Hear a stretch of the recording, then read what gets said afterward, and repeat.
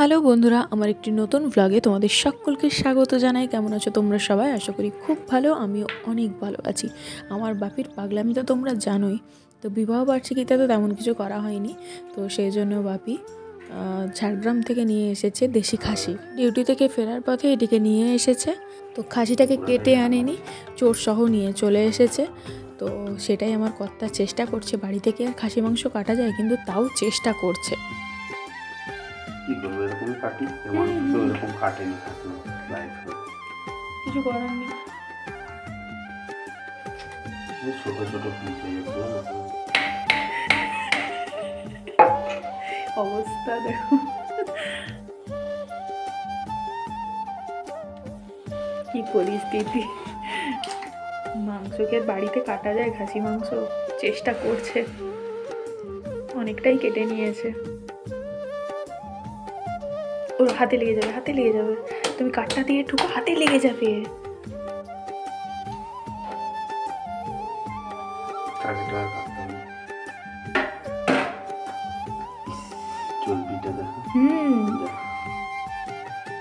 তো আজকে রাত্রেবেলাতে এটা তাই ভালো করে কেটে লবণ, হলুদ আর একটু সর্ষের তেল মাখিয়ে ফ্রিজে তুলে রেখে দেবো ঢাকা চাপা দিয়ে। কালকে সকালে এটা রান্না হবে। এটা কোনো রবিবারের ভ্লগ নয়, এটা এমনি একটা নর্মাল সাধারণ দিনের ভ্লগ। নিয়ে আসার কথা ছিল দেশি মুরগি, কেননা বাপি গিয়েছিল ফার্মে ডিউটি সেরে।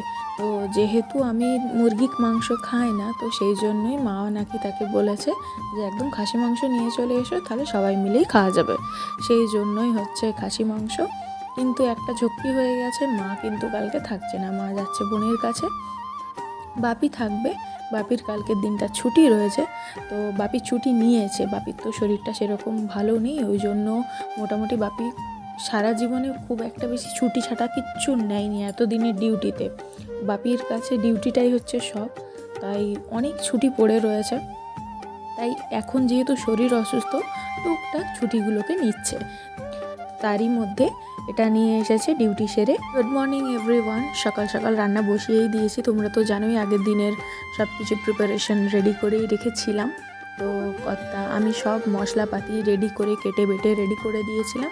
কর্তা মাংসটি ভালো রান্না করে, তাই ওকে দিয়ে রান্নাটা করাচ্ছি। এমন না যে ওকে দিয়ে খুব বেশি খাটিয়ে নিচ্ছি, আসলে ওই রান্নাটা খুব ভালো করে। আমি যেটা পারি না সেটা আমি মাতব্বরি করতে গিয়ে জিনিসটা নষ্ট করে দিলে খাওয়াটা তো ভণ্ডুল হয়ে যাবে। যদিও প্রত্যেকেরই খাসি মাংস একটু পছন্দের খাবার, আর খুব এক্সপেন্সিভও বলতে পারো আমাদের মধ্যবিত্ত পরিবারে। তাই নষ্ট করার থেকে জিনিসটা যে ভালো করে তাকে দিয়ে করানোটাই ভালো। আমি সব পারি এটা বলে বড়াই করে হয়তো খারাপ করে দিলাম, দিয়ে দুপুরের খাওয়াটা একদম ভণ্ডুল হয়ে গেল। আমি একদম ওটাতে আমার ঠিক পছন্দ না। বড়াই করে সব জিনিসটা আমি পারি, আমি সব জানতা, এই জিনিসটা আমার ঠিক ভালো লাগে না। তাই ওকে দিয়েই সবটা করিয়েছি। মাংসটা আমি ভাত, পটল ভাজা, মিষ্টি কুমড়ো ভাজা, আলু ভাজা সব করে রেখে দিয়েছিলাম। তার সাথে তো পাঁপড় ভাজা, স্যালাড, চাটনি এগুলো তো থাকবেই। তো ও রান্নাটা খুব সুন্দর করেছে। প্রতিবারের মাংস রান্না তোমাদের সাথে শেয়ার করি, আমি তো ডেলি ভ্লগ ছাড়ি, তাই এটা আর খুব একটা বেশি ভালো করে দেখালাম না। আর মাংসটা কিন্তু খুব সুন্দর করে করেছে। আর যেহেতু খুব একটা বেশি রিচ চলবে না, আমার বাপিও খাবে, ওই জন্য অল্প একটু মশলা কম দিয়েছে, কিন্তু এত চর্বি ছিল, প্রচুর তেল বেরিয়েছে। তো আমি একটু পাঁপড় সেঁকে নিয়েছি, তার সাথে অল্প একটু পেঁয়াজ কেটেছি, একটু লেবু কেটে নিয়েছি। তো চলো, চাটনি বললো টমেটোর চাটনি দিয়ে খাবে না, আচার দিয়ে খাবে। এই যে থালায় সাজিয়ে সবাই মিলে চলে এসেছি টেবিলে বসে। এই প্লেটটি আমার কিন্তু মাংসের 2টি আলু চাই। আমি এমনিতে আলুর তরকারি খাই না, কিন্তু মাংসে আলু আমার চাই, নইলে কিন্তু আমার ভাত হজম হবে না। বিরিয়ানিতেও আলু চাই, মাংসেও চাই। তোমাদের কার কার পছন্দ এই মাংসের আলু খাওয়া, অবশ্যই কিন্তু কমেন্টে জানিও।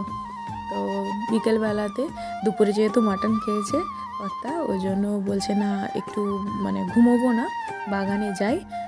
কিছু পালং বীজ রয়েছে, কিছুটা তো লাগিয়ে পালং হয়েও গিয়েছে, ওঠানোর সময়ও হয়ে গিয়েছে। আর কিছুটা জায়গাতে আবার একটু পালংয়ের বীজ ছড়িয়ে দিচ্ছে। কি সুন্দর দেখো ব্যাঙ্গালোর গোলাপটা, কিন্তু পোকা ধরে গিয়েছে, কীরকম দেখতে লাগছে। অনেকগুলো কুড়ি রয়েছে, কিন্তু গোলাপটা কীরকম পোকা ধরে গিয়েছে। আর অনেকগুলোই হয়েছে, কসমস গাছও রয়েছে অনেকগুলো। কসমসগুলো তো অনেকগুলো লাগিয়েছে, নতুন চারা যেগুলো সেগুলো খুবই ছোট, যেগুলো আগের মাসে লাগিয়েছে সেগুলোতে তো ফুল চলে এসেছে, ডিপ গোলাপি, হালকা গোলাপি।